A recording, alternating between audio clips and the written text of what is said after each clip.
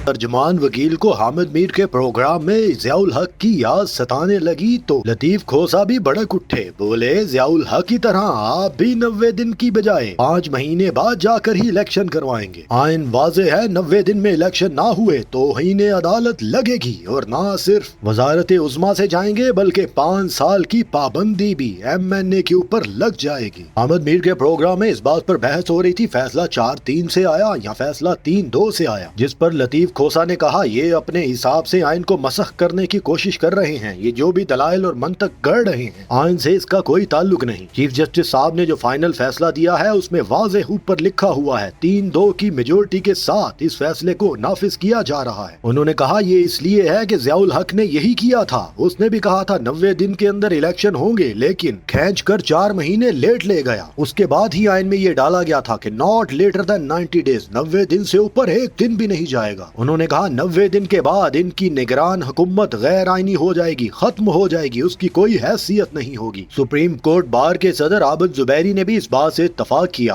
कि ये तो मुमकिन ही नहीं कि हुकूमत इस फैसले को तस्लीम ना करे और अपनी इंटरप्रिटेशन करती रहे। आइन में है 90 दिन तो सिर्फ 90 दिन। हुकूमती वकील ने कहा कि कैसे सुप्रीम कोर्ट शहबाज शरीफ पर तौहीन अदालत लगा सकती है, उन्होंने तो उनको हुक्म ही नहीं दिया। हामिद मीर ने कहा गवर्नर वफाक के ही अंडर आता है, आप ये क्या बात कर रहे हैं? अगर आपका गवर्नर नहीं मानता तो समझिए वफाक नहीं मानता। हुकूमती वकील सफे पलटा पलटा के मंतक बनाते रहे। लतीफ खोसा हंसते रहे और बोलते रहे ये ज़ियाउल हक को नाफिज करना चाहते हैं। उन्होंने कहा पीपल्स पार्टी खड़ी है आइन के साथ कि इलेक्शन होने चाहिए और ये कोर्ट का फैसला है। जरदारी साहब ने फारूक एच नाइक के जरिए कोर्ट को यही पैगाम भिजवाया था कि हमारा इख्तियार नहीं, फैसला आप करें। लतीफ खोसा ने कंटेम्प्ट ऑफ कोर्ट के हवाले से क्या गुफ्तगू की, कुछ हिस्सा आपको सुनवाते हैं। नजर में ये बिल्कुल ऐन मुताबिक है, बल्कि मैं तो आज से नहीं, मैं जिस दिन से ये शुरू हुआ है मैंने कहा कि सुप्रीम कोर्ट एनफोर्स करेगी कॉन्स्टिट्यूशनल मैंडेट को। देखें कॉन्स्टिट्यूशन में एक चीज बड़ी बात है,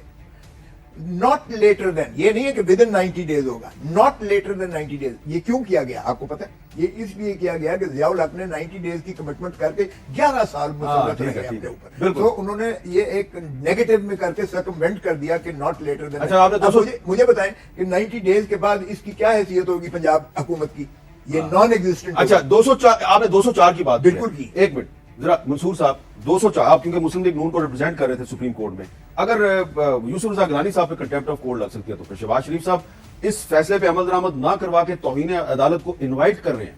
शहबाज शरीफ साहब ने तो इस फैसले पे अमल नहीं करना, इलेक्शन कमिश्नर ने करना है। नहीं करना है।